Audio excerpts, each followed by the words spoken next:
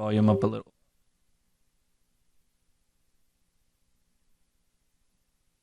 Up a little bit. There we go. Okay, now you can hear me.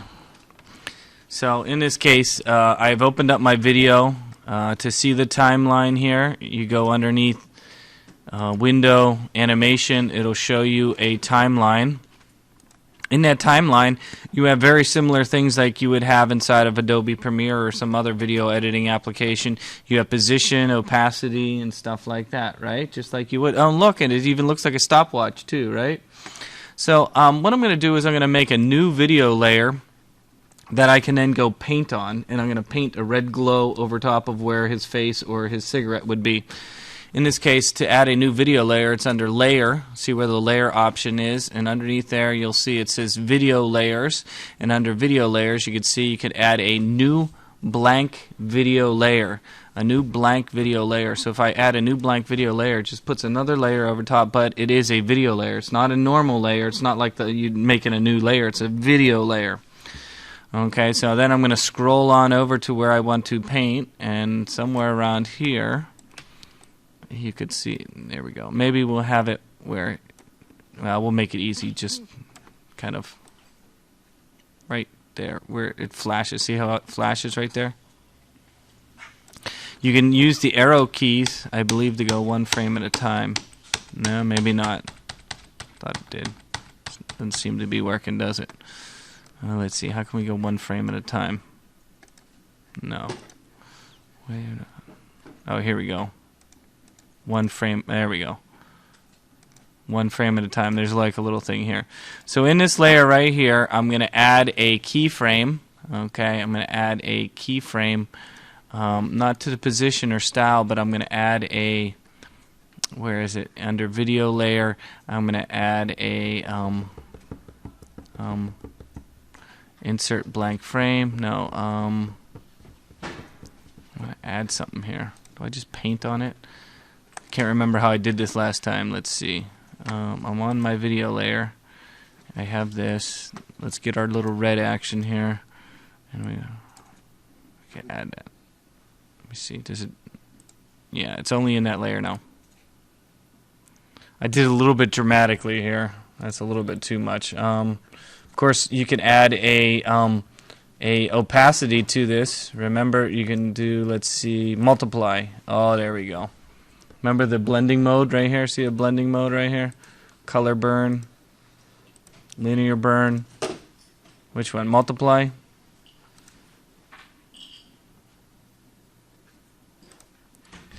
And then we can add a, what do I want to do here? A keyframe. Is it stylized I want to add?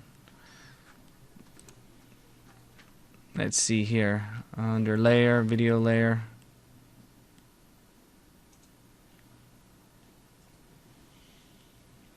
Duplicate frame. If I say duplicate frame, okay, let me turn it off. So I added, see how I put a little glow on his face, and it's only in one frame. If you look here, it's not there. Boom, it's there. If I go to the next frame of the video, it's not there. Okay, so how do I get it from here over to here? Well, actually, I don't even want it there, right? It just looks like it's right there. You light it there, and then we can just light it again here. You could do it by hand, but you could duplicate it if you wanted to. See how I'm just doing it by hand here, like this, by hand here. But you could duplicate it if you want. Go underneath the layer, video layer, duplicate frame. It'll take the one that's next to it and put it next to it. Do you know what I'm saying?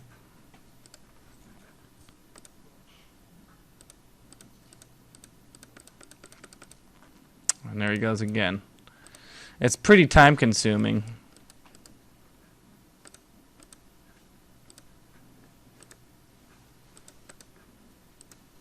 Because I'm doing each frame separately. But in the old days, this is what we would call rotoscoping. You know what that means? Have you ever heard of that term before, rotoscoping? How do you think that George Lucas made the lightsabers back in 1978 or 77? Well, what he did was he went on a piece of film and he scratched it. and then painted in the lightsaber on the actual piece of film. And they did that for each frame of the movie. It was called rotoscoping. This is the same technique here, where you're going through and you're painting on each frame of the video. So I'm going through and painting on each frame.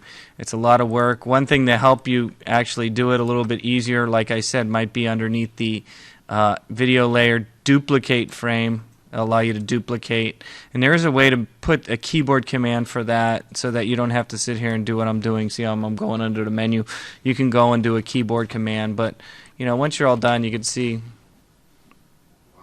how it did it. Look, I only just did a little bit, but look.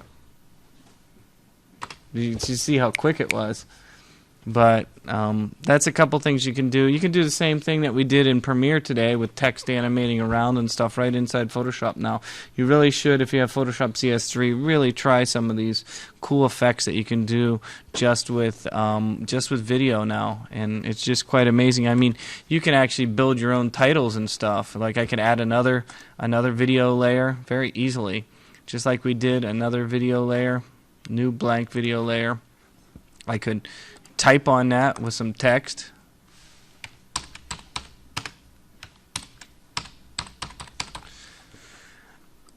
I could then take that text. Oh, that's not on the video layer, is it? It is down here in the timeline, though. It's okay. Again, you have the same thing we had before. Position, drag it off the screen. Drag it off the screen. And opacity, oh, I guess it's not going to let me do that. Uh-oh. Did I crash? No, it still moves. That moves. But this doesn't move.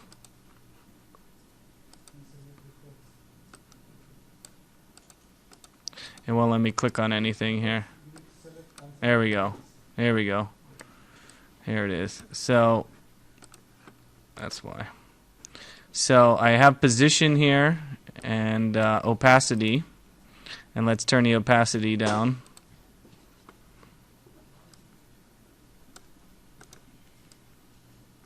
Okay. And then we can come over here and say position, opacity, the same thing.